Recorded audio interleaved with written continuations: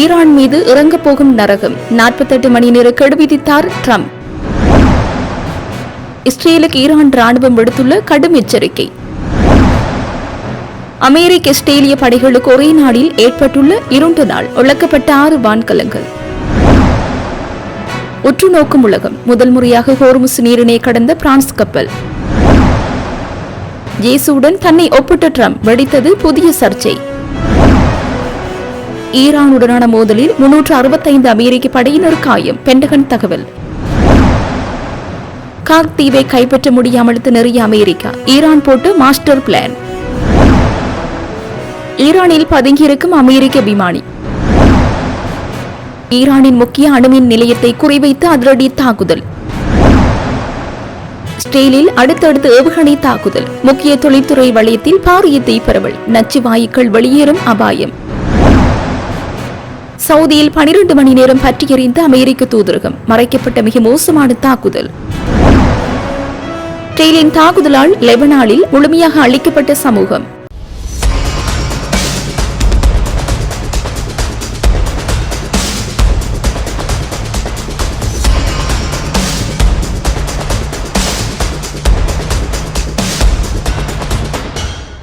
ஒரு ஒப்பந்தம் செய்ய அல்லது ஹோர்முஸ் நீரிணையை திறக்க ஈரானுக்கு 48 மணி நேரம் உள்ளது. இல்லையெனில் நரகம் அவர்கள் மீது இறங்கும் என்று அமெரிக்க ஜனாதிபதி டொனால்ட் ட்ரம்ப் தெரிவித்துள்ளார். ட்ரூத் சோசியல் தளத்தில் அவர் எழுதியுள்ளதாவது: ஒரு ஒப்பந்தம் செய்ய அல்லது ஹோர்முஸ் நீரிணையை திறக்க ஈரானுக்கு நான் 10 நாட்கள் அவகாசம் கொடுத்தது நினைவிருக்கின்றதா? நேரம் முடிந்து கொண்டிருக்கின்றது. நரகம் அவர்கள் மீது இறங்குவதற்கு முன் 48 மணி நேரம். கடவுளுக்கே மகிமை. ஜனாதிபதி டொனால்ட் ஜே ட்ரம்ப் மார்ச் 27 அன்று ஈரானிய எரிசக்தி ஆலைகள் மீதான எந்த ஒரு தாக்குதலையும் அன்றிலிருந்து 10 நாட்களுக்கு நிறுத்தி வைப்பதாக ட்ரம்ப் அறிவித்தார். சற்று முன்பு மற்றொரு பதிவில் பெரும்பாலும் அமெரிக்க பொருளாதாரத்திற்கு வரிகள் கொண்டு வந்த நன்மைகளை பற்றி பேசியவர் இவை அனைத்தும் அதே நேரத்தில் அணுசக்தி ஈரானை ஒழித்தல் மாகா என்று முடித்துள்ளார்.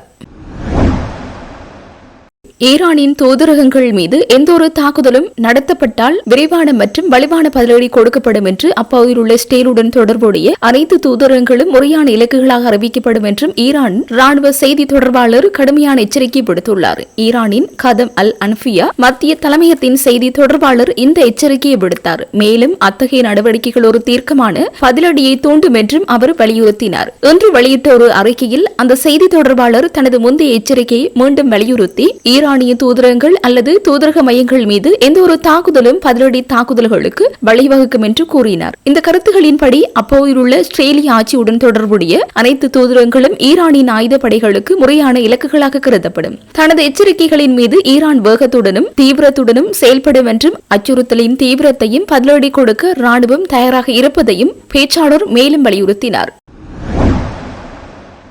ஈரானின் இஸ்லாமிய புரட்சிகர காவல் படையின் வான் பாதுகாப்பு பிரிவுகள் ஒரே நாளில் ஒரு போர் விமானத்தையும் 5 ஆளில்லா அல்லது பயண வான்வழி அமைப்புகளையும் சுட்டு வீழ்த்தியதாகவும் இது அமெரிக்க மற்றும் இஸ்ரேலிய விமானப்படைகளுக்கு ஒரு 2 நாள் என்றும் கூறியுள்ளது. வெள்ளிக்கிழமை இரவு வெளியிடப்பட்ட ஒரு அறிக்கையில் ஈரானின் வான்வழியில் நடந்த ஒரு பெரிய அளவிலான வான்வழி மோதலை IRGC விவரித்துள்ளது. அதன் வான் பாதுகாப்பு படைகள் பல பிராந்தியங்களில் உள்ள பல்வேறு எதிரி இலக்குகளை இடைமறித்ததாகவும் தொடர்ச்சியான அமெரிக்க இஸ்ரேலிய ஆக்கிரமிப்புகளுக்கு மத்தியில் நாட்டின் வான்வழியின் மீதான கட்டுப்பாடு அதிகரித்து வருவதை இந்த நடவடிக்கைகள் நிரூபிக்கின்றன என்றும் அது வலியுறுத்தியுள்ளது. ஒரு தீர்க்கமான மற்றும் நீடித்த போரில் ஈரானின் வான் பாதுகாவலர்கள் ஒரு போர் விமானத்தையும் மேலும் 5 வான்வழி அமைப்புகளையும் சுட்டு வீழ்த்தினர். இது ஈரானிய வான்வழியில் அமெரிக்க மற்றும் இஸ்ரேலிய விமான படைகளுக்கு ஒரு 2 நாளை குறைக்கின்றது என்று IRGC கூறியது. ஈரானின் வான் பாதுகாப்பு படைகளின் தொடர்ச்சியான புதுமையான நீடித்த மற்றும் துல்லியமான கண்காணிப்பின் மூலம் நாட்டின் வான்வழி பகை விமானங்களுக்கு மேலும் பாதுகாப்பற்றதாக மாறும் என்றும் அது மேலும் தெரிவித்துள்ளது.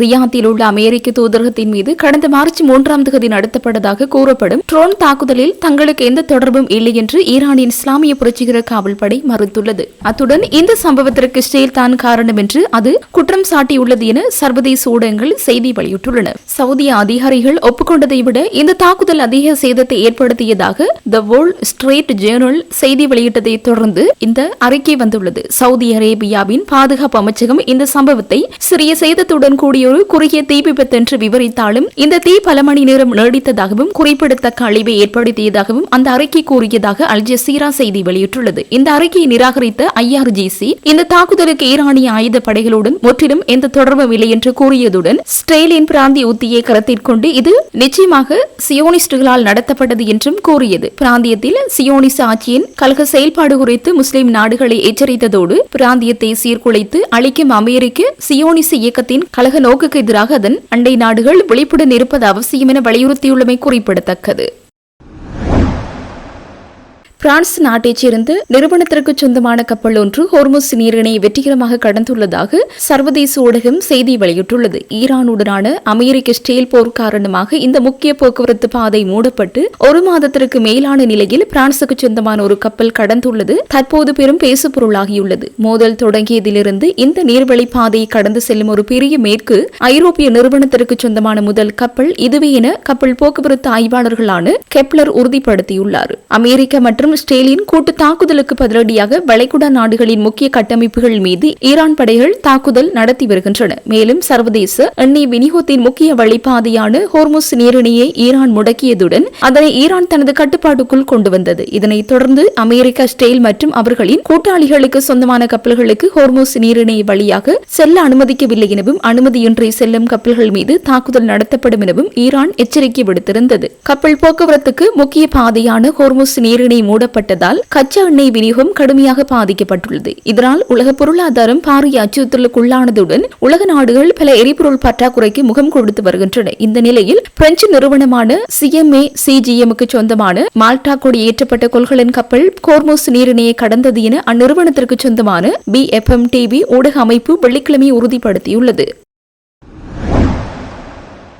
ஜேசுடன் தன்னை ஒப்பிட்டு அமெரிக்க ஜனாதிபதி டொனால்ட் ட்ரம்ப் பேசியிருப்பது சர்ச்சையை ஏற்படுத்தியுள்ளது. வாஷிங்டனில் உள்ள வெள்ளை மாளிகையில் அண்மையில் நடந்த ஈஸ்டர் விழாவில் பங்கேற்று அமெரிக்க ஜனாதிபதி ட்ரம்ப் பேசுகையில் குருத்தோலை ஞாயிறன்று ஜேசு ஜெருசலேமுக்குள் நுழைந்த போது மக்கள் அவரை ராஜாவாக கொண்டாடினர். தற்போது என்னையும் மக்கள் ராஜாவாக கொண்டாடுகின்றனர். எங்கு சென்றாலும் அன்போடு ராஜா என அழைக்கின்றனர். நான் ராஜா என்றால் இன்னும் நிறைய செய்ய முடியும் என சிரித்தபடி பேசினார். இந்த கருத்தை ஆதரிப்பது போல வெள்ளை மாளிகையின் ஆன்மீக ஆலோசரும் மத போதகருமான பவுலா வைட்கெயினும் பேசினார். அவர் கூறுகையில் ஜேசு தன் மரணம், அடக்கம் மற்றும் உயிர்த்தெழுதல் மூலம் எண்ணற்ற பாடங்களை கற்பித்தார். அதேபோல ஜனாதிபதி ட்ரம்ப் செயற்படுகின்றார் என்றார். சமீபத்தில் அமெரிக்காவில் நோ கிங்ஸ் என்ற தலைப்பில் போராட்டங்கள் நடந்த நிலையில் ஜனாதிபதி ட்ரம்ப் இவ்வாறு பேசியுள்ளார். இந்த நிகழ்வு தொடர்பான காணொளி வெள்ளை மாளிகை இணையதளத்தில் வெளியிடப்பட்டு சில மணி நேரத்தில் நீக்கப்பட்டது. எனினும் சமூக ஊடகங்களில் இந்த காணொளி வேகமாக பரவி வருகின்றது. ட்ரம்பின் இந்த பேச்சு கிறிஸ்தவ சமூகத்தில் அதிர்ச்சி ஏற்படுத்தியுள்ளது. பலர் இதை கடவுள் அவமதிப்பு செயல் என கண்டனம் தெரிவித்துள்ளனர். ஈரானுக்கு எதிராக அமெரிக்கா மற்றும் இஸ்ரேல் இணைந்து முன்னெடுத்த மோதல்களின் போது 365 அமெரிக்க படையினர் காயமடைந்துள்ளதாக பென்டகன் தெரிவித்துள்ளது. பென்டகன் வெளியிட்டுள்ள புதிய அறிக்கையின்படி தரைப்படை, வானூர்திப்படை, கடற்படை உள்ளிட்ட 4 பிரிவுகளையும் சேர்ந்த 365 படையினர் காயமடைந்துள்ளதாக குறிப்பிடப்பட்டுள்ளது. அந்த வகையில் தரைப்படையைச் சேர்ந்த 247 பேரும், கடற்படையைச் சேர்ந்த 63 வீரர்களும், வானூர்தி படையைச் சேர்ந்த 36 பேரும், மரைன் படைப்பிரிவைச் சேர்ந்த 19 வீரர்களும் படுகாயமடைந்துள்ளதாக சுட்டிக்காட்டப்பட்டுள்ளது. மேலும் இந்த போர் நடவடிக்கைகளின் காரணமாக இதுவரை 13 அமெரிக்க படையினர் உயிரிழந்துள்ளதாகவும் பென்டகன் வெளியிட்டுள்ள புள்ளி விவரங்கள் குறிப்பிடுகின்றன. கடந்த பிப்ரவரி மாதம் 28ஆம் தேதி போர் ஆரம்பிக்கப்பட்டதிலிருந்து வெள்ளிக்கிழமை வரையான காலப்பகுதிக்குள் ஏற்பட்ட இழப்புகளை இந்த அறிக்கையில் உள்ளடக்கப்பட்டுள்ளதாக தெரிவிக்கப்பட்டுள்ளது. அத்துடன் வெள்ளிக்கிழமை அன்று ஈரானிய படைகளால் சுட்டு வீழ்த்தப்பட்ட அமெரிக்க போர் விமானங்களில் இறந்த பணியாளர்கள் இந்த எண்ணிக்கையில் அடங்குவார்களா என்பது தெளிவாக தெரியவில்லை என தெரிவித்துள்ளமை குறிப்பிடத்தக்கது. ஈரான் மீதான அமெரிக்க இஸ்ரேலிய வான்வழி தாக்குதல்கள் தொடங்கி 6 வாரங்கள் கடந்துள்ள நிலையில் ஈரானின் பொருளாதார முதுகெலும்பாக திகழும் கார்க் தீவை கைப்பற்ற அமெரிக்கா எடுத்த முயற்சிகள் பெரும் பின்னடைவை சந்தித்துள்ளன. பாரசீக வளைகுடாவில் அமைந்துள்ள கார்க் தீவு ஈரானின் கச்சா எண்ணெய் ஏற்றுமதியில் 90% மேல் கையாளும் மிக முக்கியமான முனையாகும். இந்த தீவை தகர்ப்பதன் மூலம் ஈரானின் பொருளாதாரத்தை முற்றிலுமாக முடக்க அமெரிக்கா திட்டமிட்டது. இந்த நிலையில் ஈரான் தனது உள்நாட்டு தயாரிப்பான மஜித் மற்றும் அதிநவீன ஏவுகணை அமைப்புகளை கார்க் தீவை சுற்றி நிலைநிறுத்தியுள்ளது. ரேடார்களில் சிக்காமல் வெப்பத்தை வைத்து தாக்கும் தொழில்நுட்பத்தை பயன்படுத்துவதால் அமெரிக்காவின் அதிநவீன போர் விமானங்களை இங்கு நுழைய தயங்குகின்றன என்பது குறிப்பிடத்தக்கது. ஈரான் மற்றும் வளைகுடா பகுதியில் சுட்டு வீழ்த்தப்பட்ட 2 அமெரிக்க போர் விமானங்களில் ஒன்றிலிருந்து மாயமான அமெரிக்க விமானியை ஈரான் படைகள் தீவிரமாக தேடி வருகின்றன. அதேவேளை மேலும் 2 விமானப்படை வீரர்கள் மீட்கப்பட்டுள்ளதாக இருதரப்பு அதிகாரிகளும் தெரிவித்துள்ளனர். அமெரிக்க ஜனாதிபதி டொனால்டு டிரம்ப் மற்றும் பாதுகாப்பு செயலர் பீட் ஹெக்செத் ஆகியோர் வான்வழி முழுவதும் அமெரிக்காவின் கட்டுப்பாட்டில் இருப்பதாக கூறி வருகின்றனர். இருப்பினும் போர் 6வது வாரத்தை எட்டியுள்ள நிலையில் ஈரான் வான்பரப்பில் அமெரிக்க மற்றும் இஸ்ரேலிய விமானங்கள் இன்னும் ஆபத்து இருப்பதை இந்த சம்பவங்கள் காட்டுகின்றன. ஈரானில் அமெரிக்க ராணுவ வீரர் ஒருவர் உயிருடன் பதுங்கியிருப்பது உள்நாட்டில் போருக்கு குறைவான ஆதரவை உள்ள நிலையில் வாஷிங்டனுக்கு பெரும் சவாலாக மாறியுள்ளது. ஈரான் புரட்சிகர காவல் படை விமானம் விழுந்த தென்மேற்கு பகுதியில் தேடுதல் வேட்டையில் ஈடுபட்டுள்ளது. எதிரி படைகளை பிடிப்பவர்களுக்கு அல்லது கொல்பவர்களுக்கு பாராட்டு வழங்கப்படும் என அந்த பிராந்திய ஆளுநர் அறிவித்துள்ளார். பிப்ரவரி 28 அன்று அமெரிக்கா மற்றும் இஸ்ரேல் தாக்குதல்களை தொடங்கியதில் இருந்து வான்வழி தாக்குதல்களால் பாதிக்கப்பட்ட ஈரானியர்கள் விமானம் வீழ்த்தப்பட்டதை கொண்டாடி வருகின்றனர். இந்த யுத்தம் ஆட்சி மாற்றத்திலிருந்து விமானிகளை தேடும் படலமாக குறைந்துவிட்டது என்று ஈரான் நாடாளுமன்ற சபாநாயகர் முகமது பாகர் ஹலிபாப் எக்ஸ் தளத்தில் பதிவிட்டுள்ளார். மீட்பு பணிகள் குறித்து ட்ரம்ப் வெள்ளை மாளிகையிலிருந்து உடனுக்குடன் தகவல்களை பெற்று வருவதாக தெரிவிக்கப்படுகின்றது. இதற்கிடையில் பாகிஸ்தான் தலைமையில் முன்னெடுக்கப்பட்ட போர் நிறுத்த முயற்சிகள் தோல்வியடைந்துள்ளதாகவும் பேச்சுவார்த்தைக்கு ஈரான் தயாராக இல்லை என்றும் செய்திகள் வெளியாகியுள்ளன. ஈரானின் உயர்மட்ட தலைவர் அயதுல்லா அலி ஹமேனி கொல்லப்பட்டதிலிருந்து தொடங்கிய இந்த போரில் இதுவரை ஆயிரக்கணக்கானோர் கொல்லப்பட்டுள்ளனர். அமெரிக்க தரப்பில் 13 வீரர்கள் உயிரிழந்துள்ளனர். 300க்கும் மேற்பட்டோர் காயமடைந்துள்ளனர். பாலங்கள் மற்றும் நிலையங்களை தாக்கும் ட்ரம்பின் எச்சரிக்கை. ஈரான் தனது ட்ரோன்கள் மற்றும் ஏவுகணைகளை கொண்டு இஸ்ரேல் மற்றும் அமெரிக்கா நட்பு நாடுகளான வளைகுடா நாடுகள் மீது தாக்குதல் நடத்தி வருகின்றது. சனிக்கிழமை துபாயில் ஏவுகணை துண்டுகள் கட்டிடங்கள் மீது விழுந்ததில் சேதங்கள் ஏற்பட்டாலும் உயிரிழப்புகள் ஏதும் ஏற்படவில்லை. ஈரானின் பாலங்கள் மற்றும் மின் நிலையங்களை தாக்கும் என்று ட்ரம்ப் எச்சரித்த நிலையில் குவைத்தில் உள்ள மின் மற்றும் நீர் உற்பத்தி நிலையத்தை ஈரான் தாக்கியுள்ளது. இது குடிநீருக்காக கடல் நீரை நன்னீராக்கும் ஆலைகளை நம்பியிருக்கும் வளைகுடா நாடுகளின் பாதுகாப்பற்ற நிலைமையை வெளிப்படுத்தியுள்ளது. உலகின் வலிமையான நமது ராணுவம் ஈரானில் எஞ்சியுள்ளவற்றை இன்னும் அழிக்க தொடங்கவில்லை. அடுத்த பாலங்கள் பின்னர் மின் நிலையங்கள் என்று ட்ரம்ப் பதிவிட்டுள்ளார். இதற்கிடையில் குவைத்தின் மினா அல் அகமதி எண்ணெய் சுத்திகரிப்பு நிலையம் மற்றும் சவுதி அரேபியா அபுதாபி ஆகிய பகுதிகளில் ட்ரோன் தாக்குதல்கள் நடத்தப்பட்டுள்ளன. இஸ்ரேலின் ஹைபா துறைமுக பகுதியிலும் ஏவுகணை துண்டுகள் விழுந்துள்ளன. போர் முடிவுக்கு வருவது குறித்து ட்ரம்ப் தெளிவான சமிஞ்சையையும் வழங்காததால் அமெரிக்க மசக எண்ணெய் விலை 11% உயர்ந்துள்ளதாக சர்வதேச தகவல்கள் தெரிவிக்கின்றன. அமெரிக்காவும் இஸ்ரேலும் இணைந்து தெற்கு ஈரானில் உள்ள புஷேர் அணுமின் நிலையத்தை குறிவைத்து இன்று வான்வழி தாக்குதல்களை நடத்தியுள்ளது. ஈரானின் அணுசக்தி அமைப்பின் எக்ஸ் சமூக ஊடக தளத்தில் அதிகாரப்பூர்வ கணக்கு மூலம் தெரிவிக்கப்பட்டுள்ளது. புஷேர் நிலையத்தின் சுற்றுவட்டாரத்திற்குள் ஒரு ஏவுகணை விழுந்ததாகவும் அது வெடிப்பை ஏற்படுத்தி வளாகத்திற்கு வெளியே உள்ள கட்டடங்களில் ஒன்றை சேதப்படுத்தியதாகவும் அதிகாரிகள் உறுதிப்படுத்தினர். இந்த வெடிப்பின் காரணமாக அந்த இடத்தில் பணியில் இருந்த பாதுகாப்பு ஊழியர் உயிரிழந்ததாகவும் கூறப்படுகிறது. இருப்பினும் ஆலையின் முக்கிய உள்கட்டமைப்பு சேதமடையாமல் இருப்பது மின்சார உற்பத்தி பாதிக்கப்படவில்லை என்றும் அதிகாரிகள் தெரிவித்துள்ளனர். பிப்ரவரி 28 முதல் புஷேர் அணுமின் நிலையத்தின் மீது நடத்தப்பட்ட 4வது தாக்குதல் இதுவாகும். இந்த தாக்குதலை அமெரிக்காவும் இஸ்ரேலும் நடத்தியதாக ஈரானின் அணுசக்தி அமைப்பு குற்றம் சாட்டியுள்ளது. இருப்பினும் தாக்குதலை அமெரிக்காவும் இஸ்ரேலும் உறுதிப்படுத்தவில்லை என்றும் வெளிநாட்டு ஊடக அறிக்கைகள் கூறுகின்றன. அணுமின் நிலைய வளாகங்கள் மற்றும் அதை சுற்றியுள்ள பகுதிகள் ஒருபோதும் தாக்கப்படக்கூடாது என்றும் உலக அணுசக்தி கண்காணிப்பு அமைப்பு வலியுறுத்தியுள்ளது. அணு விபத்தை தடுக்க ராணுவ மிகுந்த நிதானத்தை கடைபிடிக்க வேண்டும் என்றும் உலக அணுசக்தி கண்காணிப்பு அமைப்பு அழைப்பு விடுத்துள்ளது. இஸ்ரேலின் தெற்கு மற்றும் மத்திய பகுதிகளை குறிவைத்து ஈரான் அடுத்தடுத்து நடத்திய ஏவுகணை தாக்குதல் காரணமாக இஸ்ரேல் முழுவதும் எச்சரிக்கை ஒலிகள் ஒலித்துள்ளன. மத்திய இஸ்ரேலில் ஏவுகணைகள் விழுந்ததாக தகவல் வந்ததை அடுத்து தங்கள் படைகள் அவ்விடத்திற்கு சென்றுள்ளதாக இஸ்ரேலிய பாதுகாப்பு படை தெரிவித்துள்ளன.